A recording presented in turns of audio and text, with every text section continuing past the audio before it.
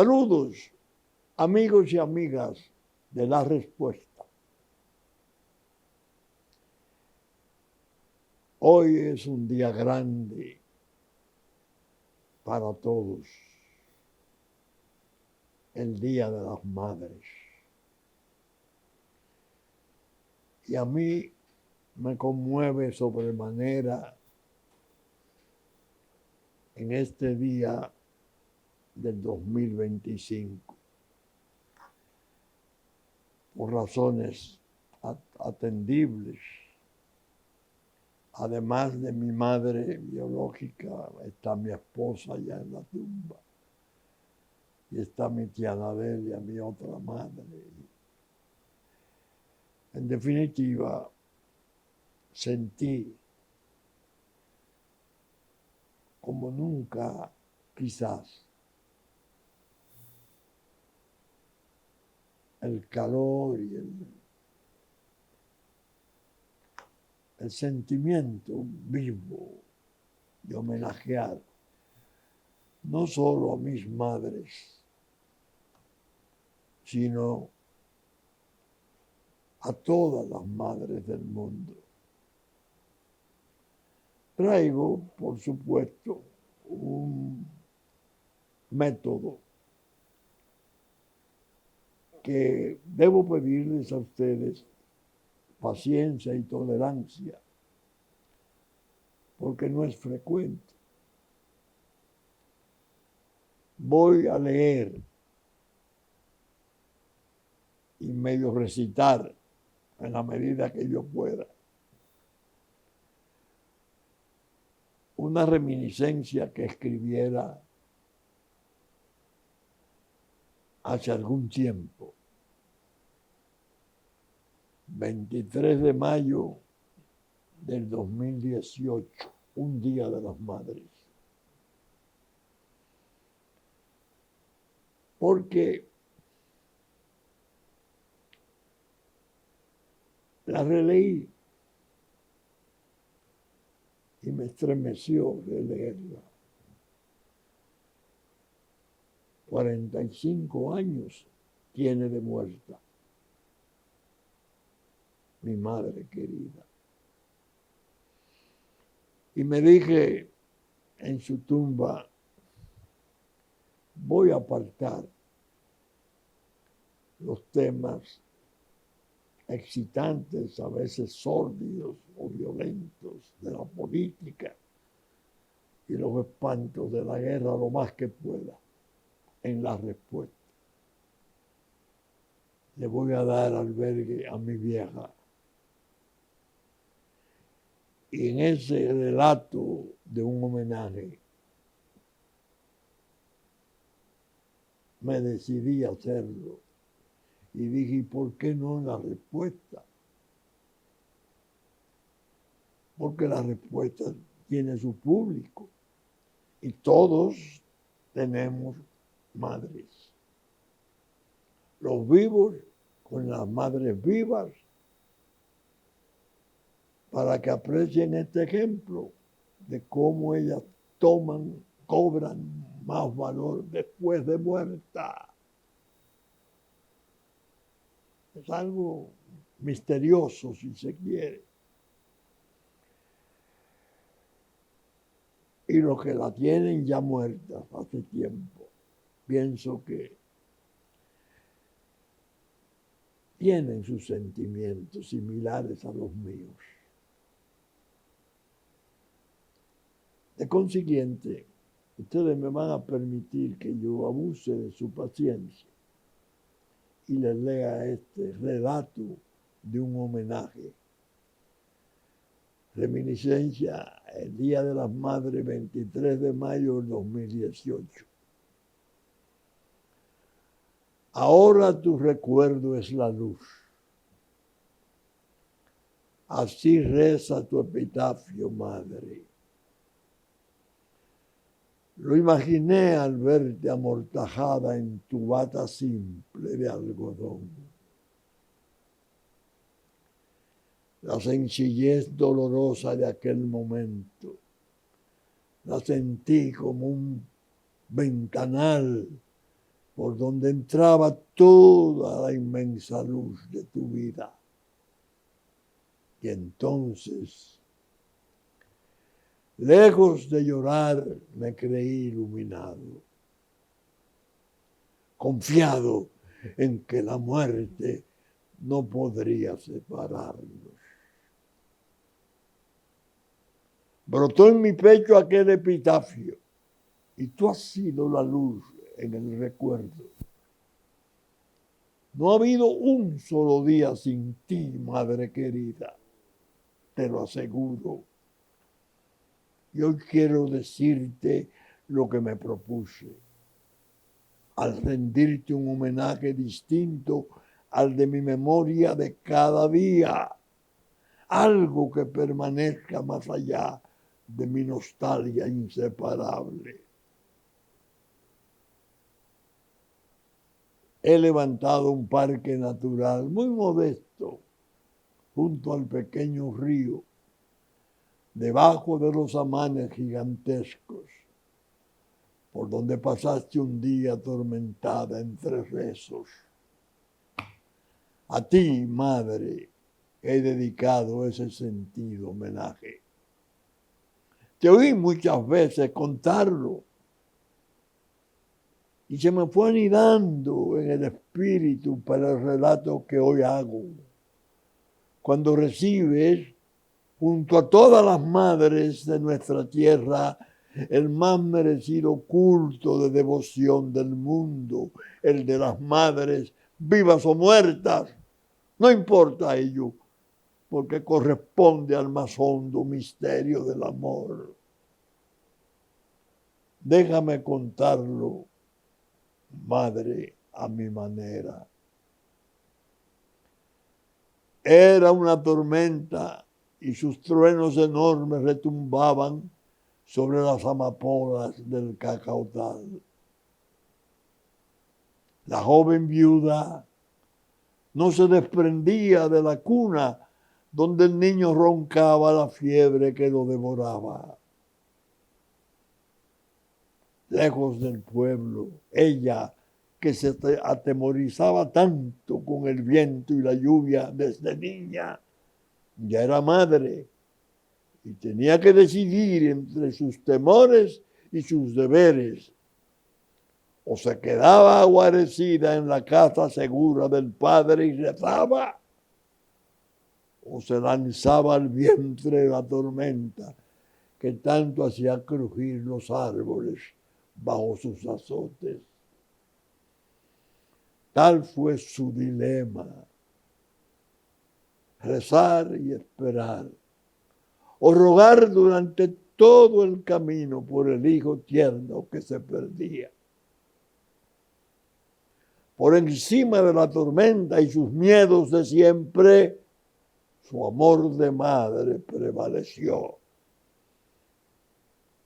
El mundo conoce lo que es la madre cuando la muerte se arrima a la cuna del hijo. Así se emprendió la miedosa aventura que luego contara largamente, siempre con sus angustias frescas. En realidad, nadie apoyaba su decisión en la casa. Su padre, como sus hermanos, no regresaban del pueblo. Solo quedaba como hombre un viejo peón que al verle tan atormentada le dijo en voz queda: doña Narcisa, la mula vaya puede conmigo y el niño, yo la acompaño. Era el perpetuo cirineo que sabe unirse al sufrimiento y lo aligera. Fue entonces cuando dio la joven viuda los primeros pasos entre lodos y oraciones. Ella, con su cabeza cubierta por un lienzo de listado, y justo que así se llamaba el cirineo, que no dejó de aconsejarla desde el aparejo que no abriera la sombrilla por los lóbregos rayos. El camino fue trabajoso y triste por su fango, sus montones de hojas muertas, tantas tórtolas mudas, como si estuviera envuelta la madre en un halo de muerte. Solo su fe se hizo trino. Llegaron al fin al camino carretero con la buena suerte de que pasaba un solitario camioncito de aquel año 32, conducido por un pariente muy cercano del niño enfermo, que se detuvo y para el asombro de la joven madre, con los brazos abiertos, le dijo: Narcisa, ¿qué está pasando? ¿Qué haces aquí? Y ella respondió: el niño que se me muere. Ya estaba persuadida de que ese encuentro era parte del milagro, otra versión del Cirineo. Conservó esa experiencia como su silenciosa y muy íntima hazaña, y no dejó de ponderar al médico santo que se hizo cargo del rescate del niño en agonía. No cesaba de repetir: se juntaron la ciencia y la fe para conservarte. Así conservó la experiencia siempre, como su silenciosa y muy íntima hazaña, y nunca dejó de advertirme: ya hecho hombre, preocúpate por saber de Justo y de su familia. Él te cargó con tanto amor y me animaba cuando me vio llorar en el momento en que tú volteabas los ojos 2 veces. En fin, el tiempo quedó en sus manos y hoy, muchas décadas después de la madre muerta, siento que camino sin descanso por su lomo. Cuantas veces pasaba por el cacautal y me encontraba con los mismos árboles, ya más que centenarios, los que la vieron pasar y la oyeron rogar a orillas del inocente río, todo en medio del drama de la fiebre implacable que abatía el fruto de sus entrañas. He pensado tanto en Justo y la mulita Valla, y desde mi conciencia me llegaban reclamos y mandatos de gratitud. En cuanto a ella, me preguntaba: ese episodio lo dejo pasar a lo íntimo y familiar, donde puede olvidarse. Lo sitúo entre los tantos momentos de generosidad y solidaridad de la familia, de asombrosa unidad que era la nuestra. Pero me urgían otros elementos del agradecimiento que no podía desechar, y recibía preguntas muy hondas. ¿Cuándo vas a honrar a aquella que te diera la vida 2 veces? Hazlo. Pero en el mismo escenario que le sirvió de Via Crucis, hubo de venir una tormenta mucho tiempo después, que derribó 2 de los grandes samanes, cayendo sobre el lecho del río dormido. Esto para mí es otro mensaje, y le di cumplimiento a ese deber tan hermoso que hoy cuento. Me sobrevino la ansiedad de cómo hacerlo y pensé: levantar una cruz en medio del cacautal junto al río, y la familia anciana de samanes que conservan sus follajes inmensos para la masa posible sombra.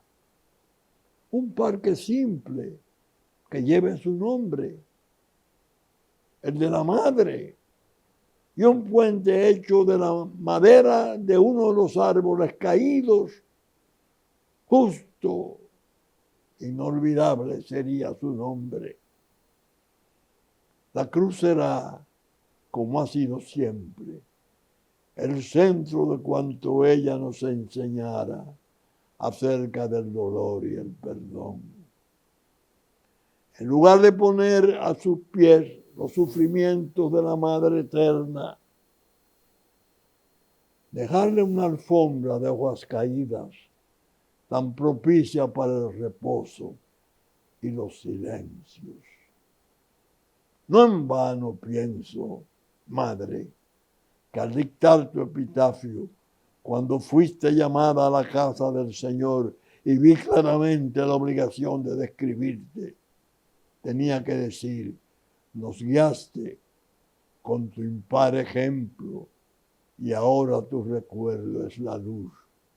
Aguárdanos en Cristo.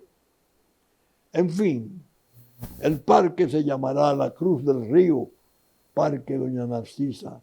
Será un sitio para la oración y la meditación de todos, para rogar por la paz del mundo y del pueblo nuestro, para que allá en su soledad mantenga el Señor un lugar donde fijar su mirada. Creo que he cumplido, Madre, y a nuestro Dios entrego este gesto modesto de obediencia en favor de tus sublimes enseñanzas y tu orientación. Él, que está en todos los lugares y es eterno, sabrá cómo me siento, Madre querida. Una extraña pero necesaria postdata. Así le puse el relato. Cuando escribí esto, creí cumplida mi misión de gratitud. Pero me asaltó la inquietud de no callar algo que aconteciera en ese parque de Doña Narcisa. Tomo prestado algo de la paciencia de mis lectores, ahora de mis oyentes, para hacerle otro corto relato coloquial como este. Madre, ¿recuerda la paloma de caoba de mi sala? Al levantar la cruz en tu parque, la pintamos de blanco y la pusimos sobre un tronco de asta junto a ella. Pero solo se asentó sin asegurarla. Se haría días después, cuando sus clavos vinieran del pueblo. Ocurrió que vino un tornado y devastó los platanales, como también derribó algunos árboles mayores en el camino del parque, como se llama el Sendero de la Cruz. Quien diseñó y desarrolló el parque, un sobrino muy querido, llegó a mi lado azorado y me dijo, tío, usted sabe que siempre he sido de izquierda, no creyente, pero quiero que me comente algo de lo ocurrido con la paloma.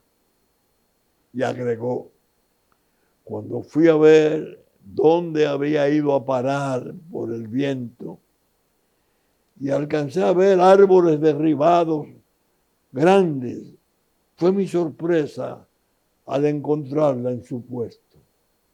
Explíqueme algo de eso que me ha puesto a pensar la paloma. Le dije, sobrino, es difícil hacerlo, pero le voy a prestar un libro titulado ¿En qué creen los que no creen? Trata de una polémica entre un importante pensador italiano y un príncipe de la iglesia cardenal.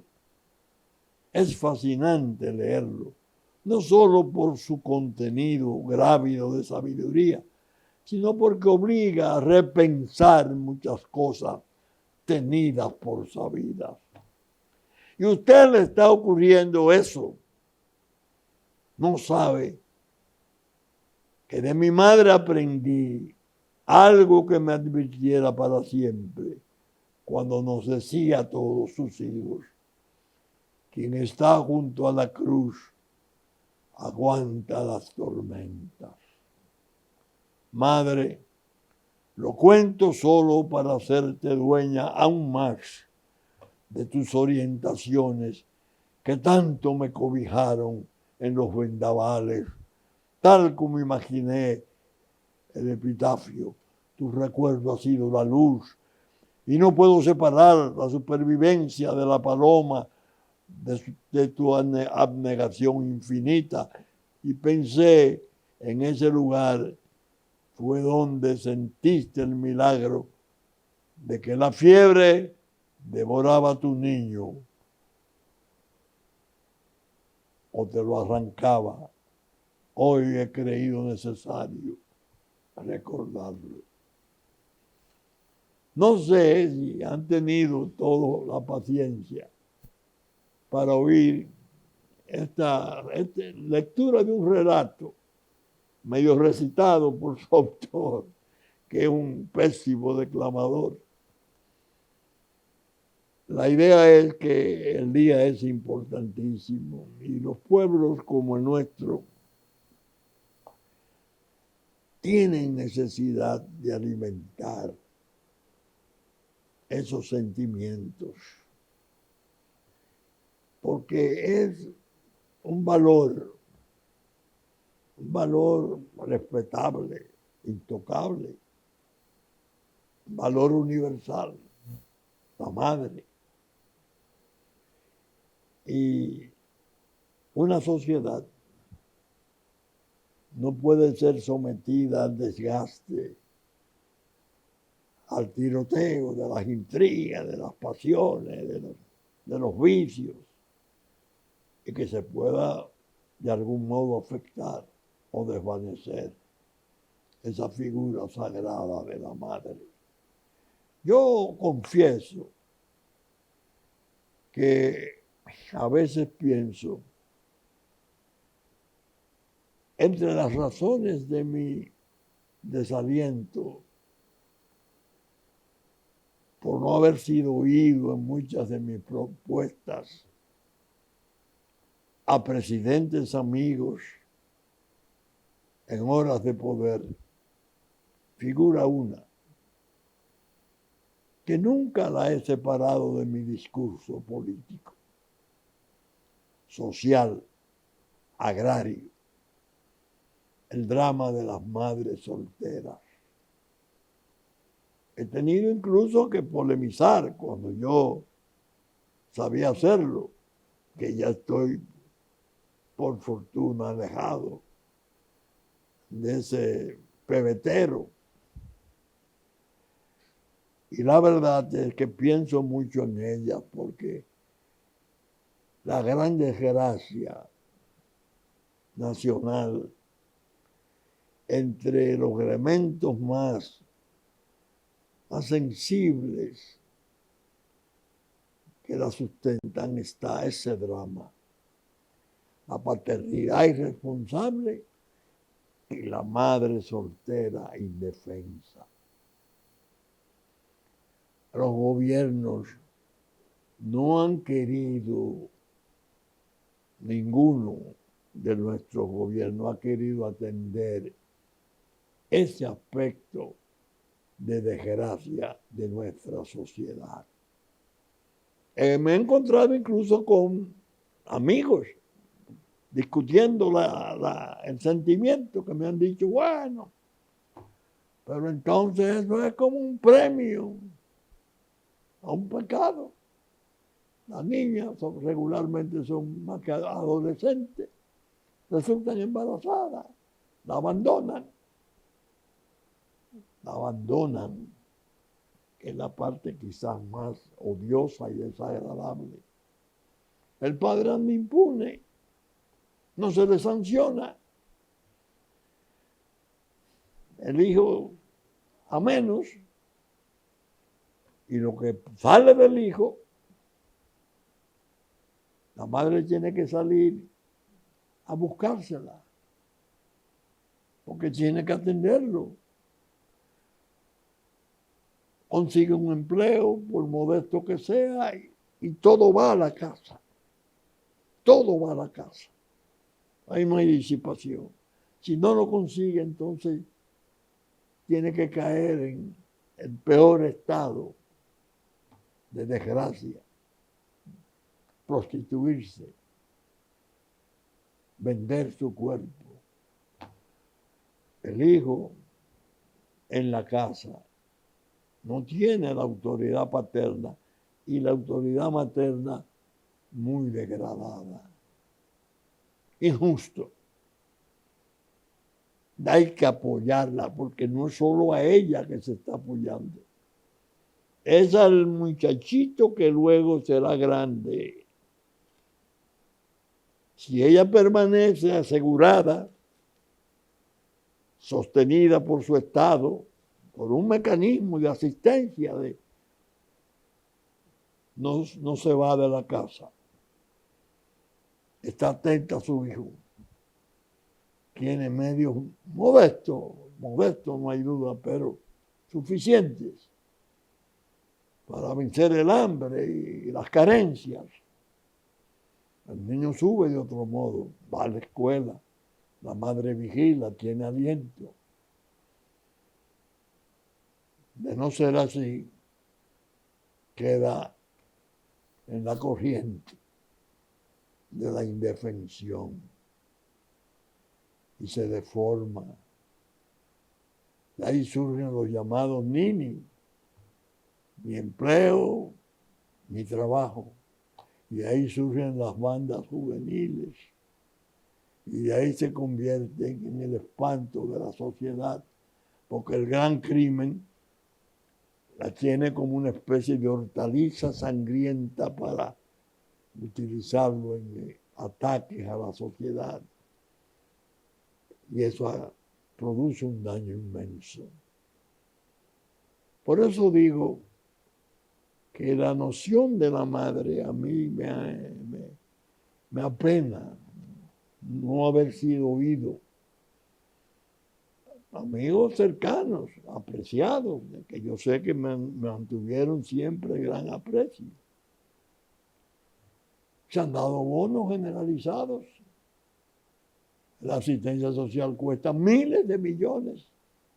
Familia, pero no está la asistencia puntual con control social. Tienes que portarte bien. Si coges el dinero que recibe para otras cosas, corre riesgo de que te suspendan la ayuda y te sometan a cierto control. Y el padre, charlatán irresponsable que anda ahí riéndose, buscando nuevos amores, no teme. Paternidad irresponsable, sí. La pensión, sí. Muchas veces es penoso porque tampoco tienen empleo ni medios. Solo irrita cuando están muy bien apertrechados de recursos y no responden a las obligaciones amorosas de la paternidad y el apoyo al hijo y a la madre de consiguiente. Es decir, quise dejar esa reflexión última como una manera de satisfacer lo que en mi vida ha sido una especie de eje de mis afectos, de mis amores profundos, sinceros, permanentes. La madre a la cabeza. Pero bien, la guía que había escrito tenía 2 puntos que yo aplacé. Uno, la necesidad de dar un pésame por la muerte de un amigo muy querido, Miguel Hernández, periodista valeroso, productor de programa de televisión Cuarto Poder, una leyenda de coraje social programa que se pasaba en el Canal 9 a las 9 de la noche. Y yo tuve el honor y la ventaja de que fui uno de sus invitados más frecuentes. Y eso ayudó a desarrollar una relación de amistad muy, muy fuerte. Desafortunadamente, su salud hace ya mucho tiempo se quebró. Y ahora, la semana pasada, para mi dolorosa sorpresa, veo y me entero ya cuando está muerto. Quiero enviarle un pésame muy sentido a sus hermanos, a su familia, a todos sus familiares por la pérdida de Miguel Hernández. Que Dios lo acoja en su santo seno, le dé descanso a su alma y paz a sus restos.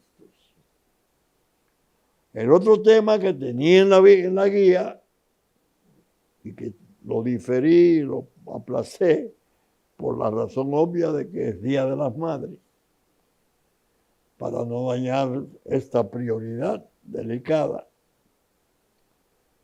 Se trata de lo que se ha producido en ocasión de una protesta enérgica, conceptuosa, moralmente ejemplarizadora del Listín Diario, ante una exigencia que le hiciera una de esas plataformas que le amenazó con suprimirle su participación a menos que retirara todo el material de precedente de sus noticias.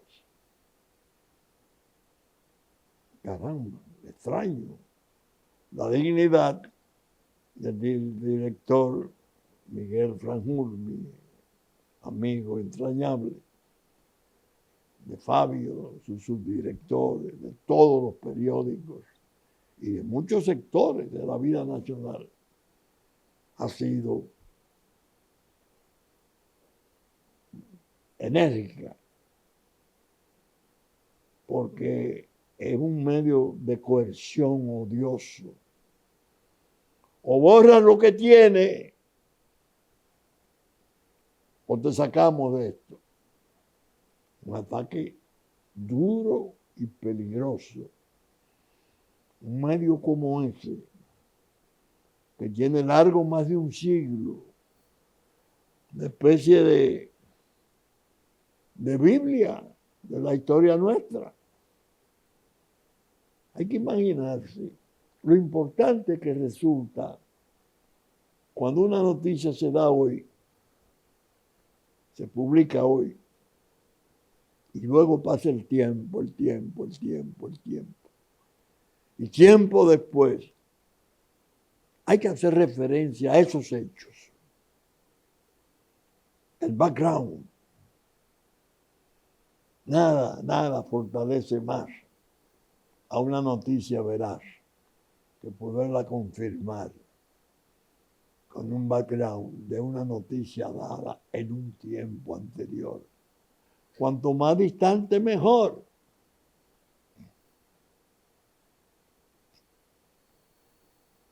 Ha habido una especie de plaga que quizás sea parte del trastorno. Y el Código Procesal Penal dio el mal ejemplo de sacrificar y excluir los antecedentes y la reincidencia.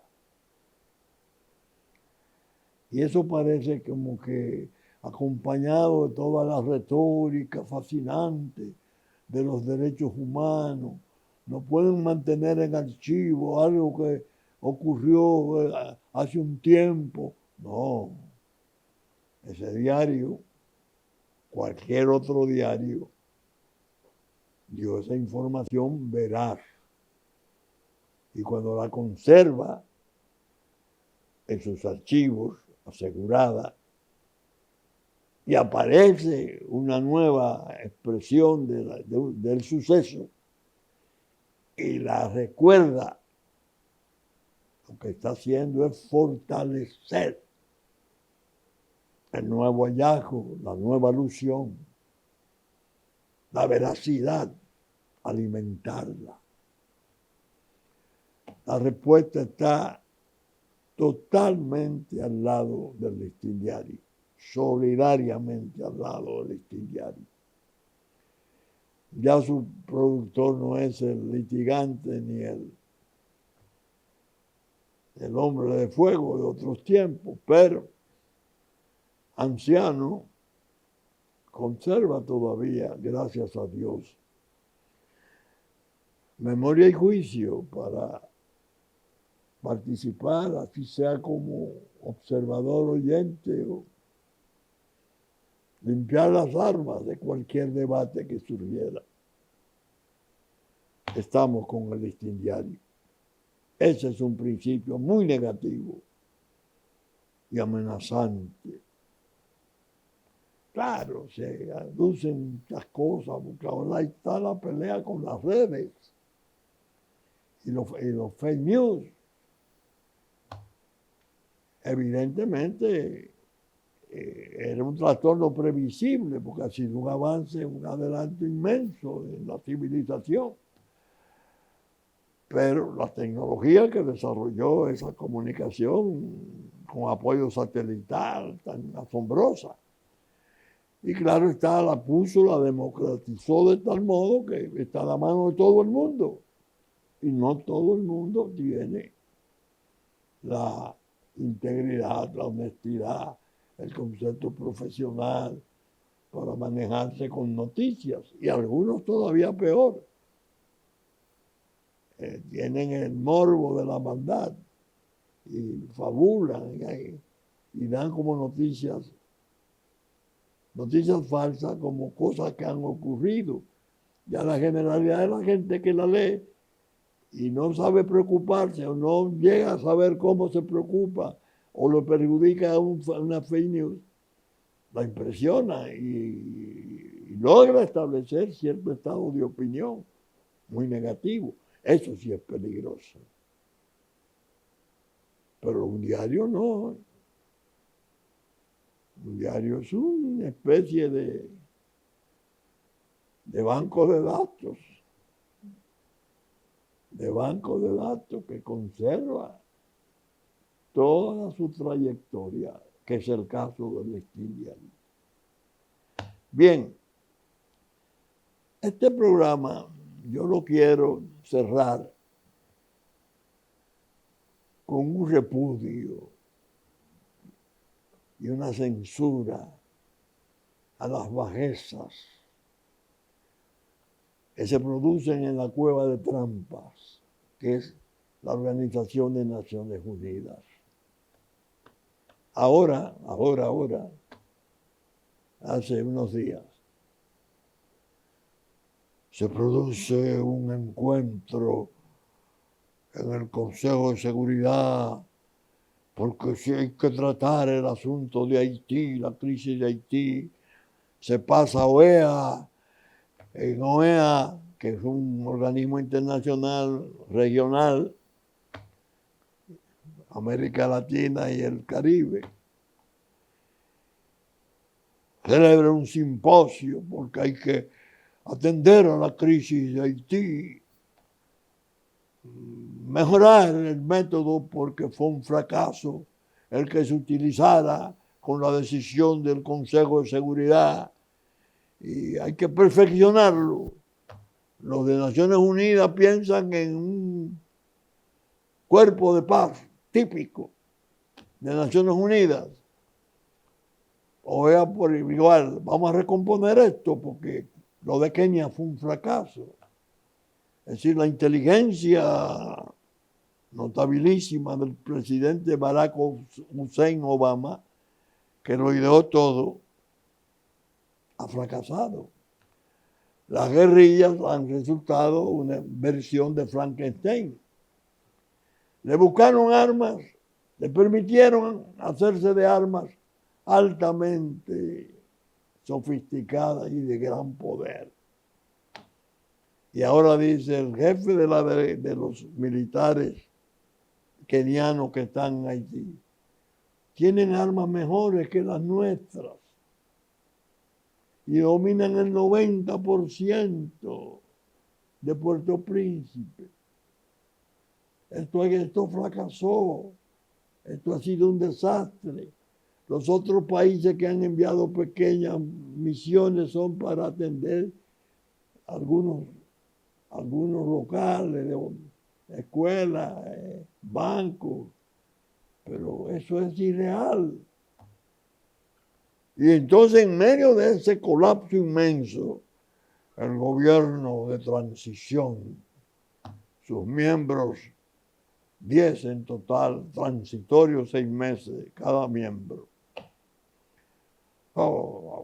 acusa a República Dominicana de xenofobia. Está produciéndole daño a su territorio. Es decir, es la República Dominicana la que le está produciendo daño al territorio haitiano, no los cientos de miles de ciudadanos haitianos desalojados con violencia. Bueno, el último número que da ONU del año 24, 5.600 asesinatos. No contó, desde luego, los incendios y las violaciones. Y gran parte de esa población desesperada arrojándola hacia el territorio dominicano. Y son tan cínicos y sinvergüenza esos señores. Ellos hacen la acusación a República Dominicana y se hacen eco organismos internacionales. República Dominicana debe de cuidar ese aspecto de la deportación de ilegales. ¿Cómo? Pero si el peligro mayor lo está sufriendo la República Dominicana, que está organizada, que tiene un gobierno estable, tiene un Congreso estable, un Poder Judicial estable, que celebra elecciones periódicas, ejemplares. ¿Cómo es eso? Ustedes la quieren balcanizar, arrojándole toda esa desesperación, fruto de asesinatos. Van más de 30,000, porque ya habían dado el número de 24,000. Y con lo que se han producido está sobre 30,000 asesinatos. Cosa que ustedes propiciaron, señores de Naciones Unidas. ¿Cómo lo propiciaron? Lo sabemos. China y Rusia, cuando alguien propuso una fuerza de paz típica de Naciones Unidas, se opusieron. Dijeron que eso no era lo que quería el pueblo de Haití, que el pueblo de Haití quería otra cosa, dicho así, literalmente. De ahí surgió la idea de, bueno, dictaron una resolución bandidesca. Estados voluntarios que quieran participar en una especie de legión extranjera, pero lo que harán allá en Haití será ajeno a Naciones Unidas. En la primera resolución lo declaraba taxativamente, formalmente, ajeno. Ahora lo ha ido recuperando como, bueno, hay que recomponer, hay que volver a eso. Y yo le preguntaba desde la respuesta a los chinos y a los rusos, ¿y qué es lo que quiere el pueblo de Haití? Que ustedes saben. Y se oponen a que Naciones Unidas vaya. El pueblo de Haití quiere asumir a Barbecue y los jefes de pandilla como importantes guerrilleros liberadores capaces de establecer un gobierno bajo palio del socialismo del siglo XXI. Ustedes cuentan con que Venezuela y Nicaragua y Cuba, que son sus afluentes y ahijadas, admitido y propuesto por ellos mismos, apoyarían a esas guerrillas. Y sobrevino aquella desgracia, que fue una desgracia, un robo de unos arsenales colombianos de armamento de altísimo poder, pero que fue un escándalo revelado por el presidente Petro al lado de los mandos militares. Y después está diciendo que él entendía que gran parte de ellas, estas armas, podían entrar por Haití porque era la que quedaba. Haití quedaba muy cerca, apenas 7 horas de navegación con buena mar. Vinieron esas armas aquí. ¿Cómo es eso? En medio de ese desastre, y sin contar lo que después dijo sobre la droga, toda la droga que ha salido del Catatumbo, Haití. Va a Haití, presidente de Colombia, Gustavo Petro. Y se refería a una que había aparecido aquí en el puerto de Caucedo. Y nosotros decíamos, no, esa vino de México. Pasó por Guatemala y llegó.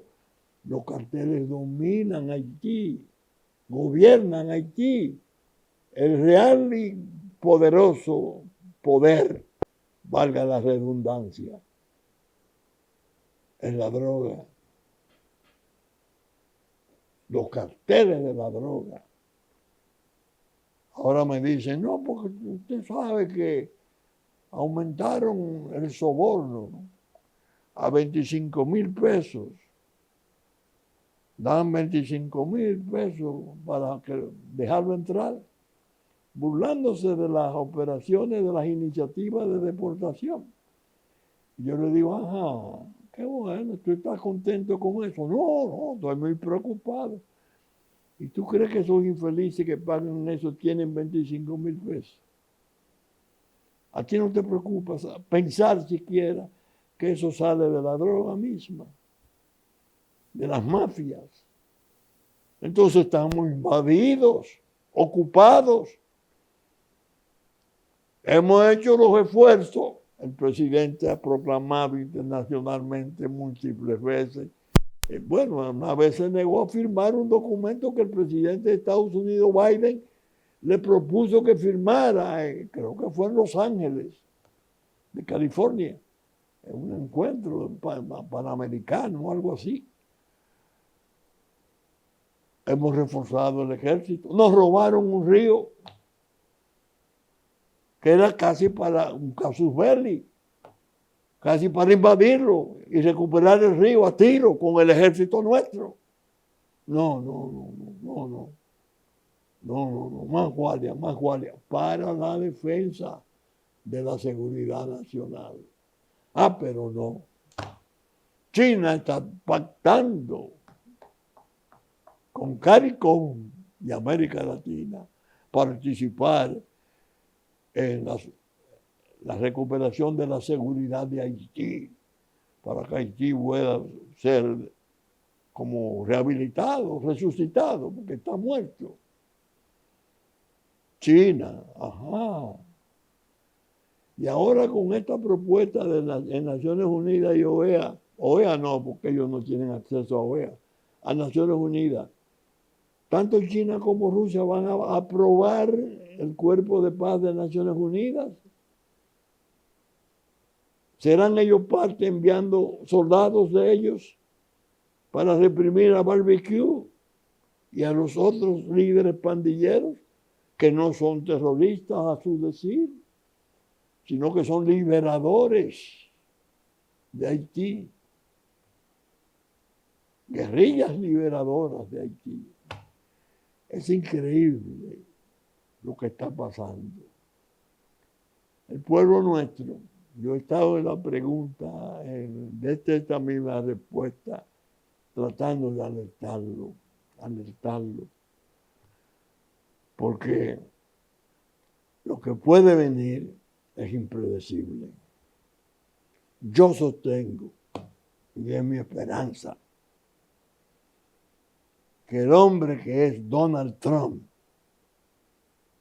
a quien entiendo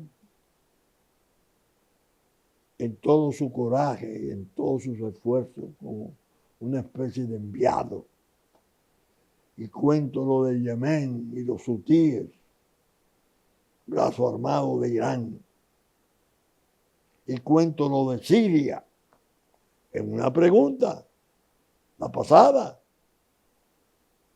cuando conoce al nuevo líder sirio, muy apuesto, muy elegante, él le dijo muy atractivo, joven, muy atractivo, tuvo que luchar fuerte, fue muy duro, lo elogió y le levanta todas las sanciones a Siria, porque a Siria hay que devolverle su grandeza. Ese Trump es la única esperanza que hay para que el Caribe retome alguna normalidad. Porque ese sí tiene capacidad y medios y decisión para organizar, desarmar, aplastar a las guerrillas haitianas, que son las que están de cabeza de playa de otros intereses, balcanizando por balcanizar a la isla de Santo Domingo mediante la destrucción de la República Dominicana. Pero bien, comencé con las madres y terminé con la guerra y las cosas, porque no hay manera de evadirse. De todos modos, la gratitud de siempre a los seguidores de la respuesta y a los amigos periodistas que tanto me han enaltecido. Artículos periodísticos importantes y al programa, a sus seguidores en los comentarios que hacen en sus millares de K que ya tienen. Gracias. Saben ustedes que estamos saliendo por Supercanal a las 11 de la mañana de domingo, canal 33, nuestra versión central. A las 12 del mediodía y las 9 de la noche de domingo, Teleimpacto por sus canales 52 de Claro, 22 del cable. Y a partir del mediodía, de las 12, estaremos en YouTube. Con la gracia de Dios esperamos estar con ustedes el próximo fin de semana. Y les repito, el referéndum de la barba va ganando el sí. Ya comentaremos eso en otro plano. Mis nietos van ganando. Muchas gracias y hasta el fin de semana próximo, si Dios quiere.